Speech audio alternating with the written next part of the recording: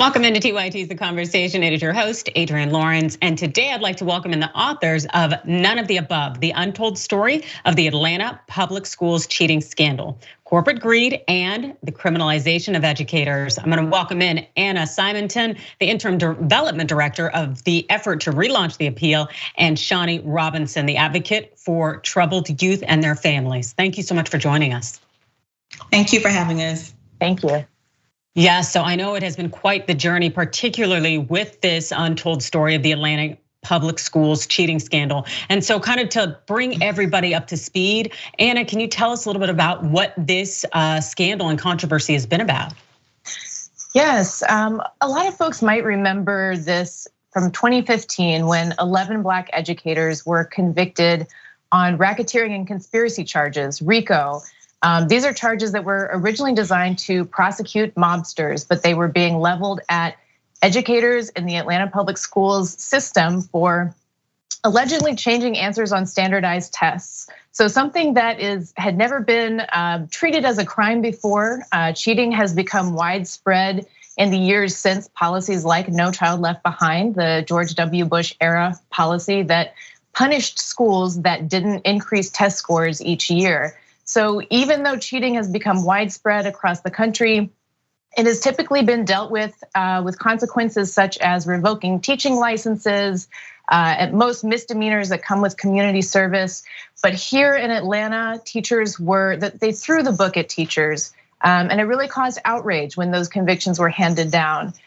In the meantime, some of the educators have been appealing their case. And right now there's been a new development. The Georgia Supreme Court rejected the appeal of one of those educators, a former principal, Dana Evans, and she's now facing prison unless a trial judge agrees to modify her sentence. Judge Jerry Baxter has the power to change the sentence to time served or other alternatives to prison. And so advocates are now calling on him to do just that and to keep educators out of prison. And Shani, I know you focus on essentially advocating for troubled youth and their families. Can you share with us how has this scandal really impacted the education system, particularly when it comes to these troubled youth? Well, I think it's been devastating, more particularly as far as teachers are concerned. The way we were treated during the investigation was completely horrible. When the GBI investigators came into the schools, teachers were pulled out of their classrooms, and in most cases, there was no attorney present. They were asked to sign a pre-voluntary statement form that was later used against many of them when we were charged with racketeering.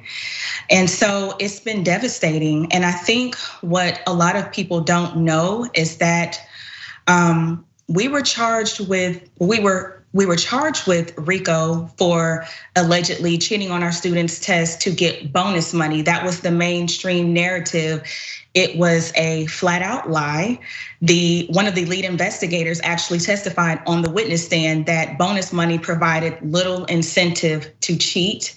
And so during the closing arguments, one of the prosecutors told the jury that even though many of us did not receive any bonus money, we could be charged with racketeering due to our salaries.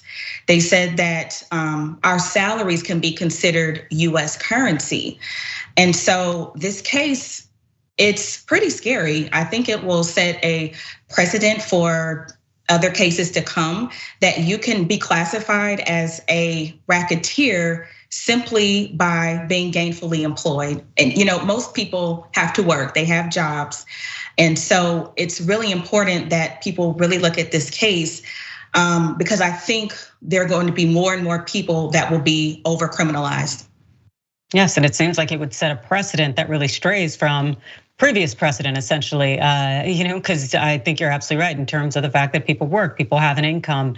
And so to say that you are you're engaging in this activity to get this extra benefit when no, this is just kind of the standard every day of how things operate, it doesn't seem to really flow with how things should go legally.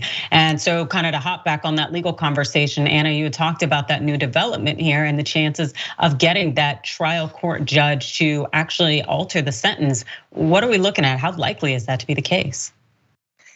I think it's possible. This is a judge who has been open to conversation in some circumstances. When sentences were first handed down, initially he denied an appeal bond for educators. And so they would have already been locked up were it not for him changing his mind at that point and seeing reason in that circumstance. So I do think that there is an opportunity here for people to speak out and make it clear that the community does not support this sentence. And it's a year in prison for Dana Evans, followed by probation, unless this is modified. And Shani and her other co-defendants are sort of behind Evans in line. So her case advanced first to the point that it's at, but this could happen to other educators as well unless we bring a resolution to this case now. Yes, and Shani, when it comes to other educators and really kind of just getting people's awareness and getting people to understand what's going on and how this can impact them, have you seen a lot of receptivity?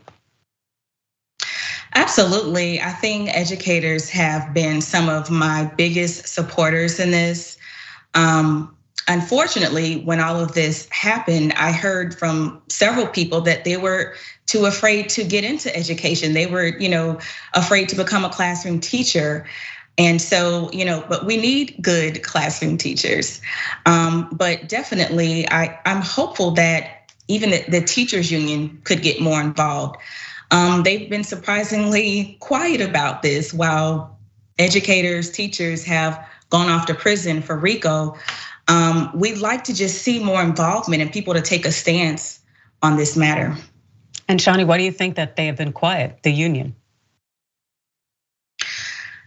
I can only speculate, but I will just say there was a lot of politics involved in this and political pressure coming from several angles. But it's time to end this case. It's been going on for practically a decade now. So there's no reason for my co-defendant, Dana Evans, or any of us to have to go to prison during a pandemic. We've been on an appeal bond for the past 9 years. We have not gotten in any trouble. We are not a threat to society. They could easily say time served, do some community service, at the very most wear an ankle monitor. This feels almost like a personal vendetta against us from the Fulton County District Attorney's Office. Yes, and so as I understand, the DA there, Fani Willis, who's been essentially making headlines a lot recently with prosecuting or potentially prosecuting Donald Trump. Now, when it comes to, I guess, getting something from their office in terms of any kind of support or change or advocacy, Anna, has there been any change in their sentiment? Not that we're aware of. There's still time, and there's an organization called Abolitionist Teaching Network that has a petition right now that folks can sign, calling on the judge, Fani Willis, and Judge Jerry Baxter and District Attorney Fani Willis, and other elected officials who could be powerful in taking a stance. Georgia politics have really changed in the past few years. We have 2 Democratic senators now who could speak out. There's really an opportunity for folks to take another look at this case and do what's right. No, absolutely. That would definitely seem to be the case, especially as we're seeing on a national level with there being a scarcity when it comes to teachers, but also having educators being under attack when honestly, it's nonsense across the board, whether it's critical race theory or mask mandates. But I'd love to also kind of shift when you hear that conversation going on and you see that with critical race theory. How does all of this kind of culminate for you, Shani? Some of the conversations that I have seen, it's really quite disappointing when I just hear some of the negative things that people have said about teachers regarding critical race theory. I think it's important that we, teach our children the truth about our past, the history. And so unfortunately, I can see just critical race theory and teaching critical race theory as another way to possibly punish educators and excuse me, and criminalize them. And so I'm hoping that doesn't happen, but after what happened to us, it's, I can just kind of see it. I can see it coming.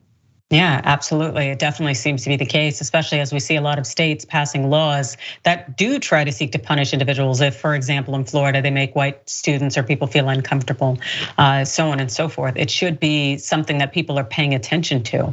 And so, Anna, I know you talked about there being a petition out there to change sentiments and hopefully just, shift in position for the judge there. How is that going so far?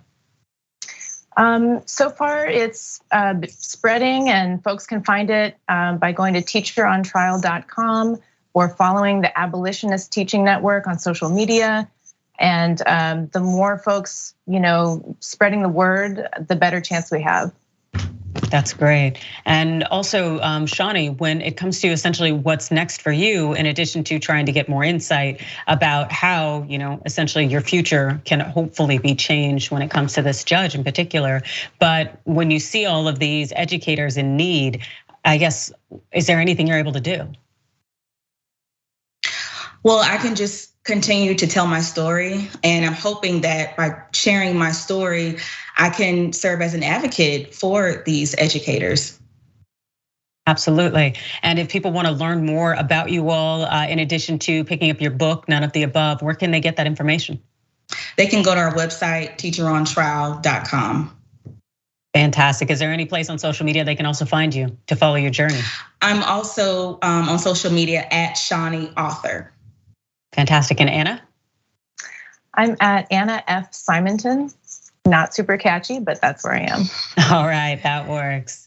Well, I definitely want to thank you both for joining us. They're the authors of None of the Above, the untold story of the Atlanta public schools cheating scandal, corporate greed, and the criminalization of educators.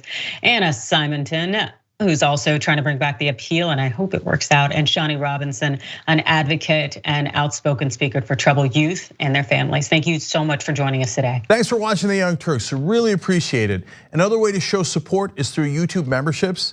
You'll get to interact with us more. There's live chat emojis, badges. You've got emojis of me, Anna, John, JR, so those are super fun. But you also get playback of our exclusive member-only shows and specials right after they air. So all of that, all you gotta do is click that join button right underneath the video. Thank you.